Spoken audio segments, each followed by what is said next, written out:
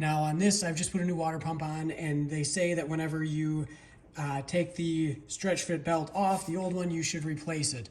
So I have a new belt here from Napa. There is the part number, and we're gonna install it. So first thing I do is I put it on the inside of the drive pulley, and then down below, I'm gonna line it up and get it onto the water pump there. Then I'm gonna feed it up the back side of the drive pulley off the cam here. Now I'm going to take a standard screwdriver and we're gonna feed that under the belt and over the pulley.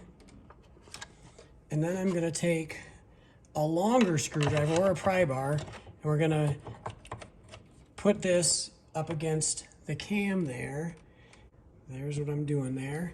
And then I'm going to take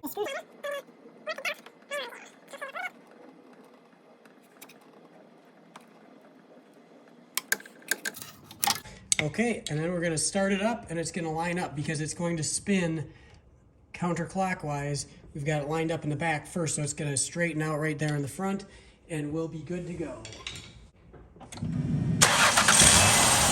And there you go, fully installed.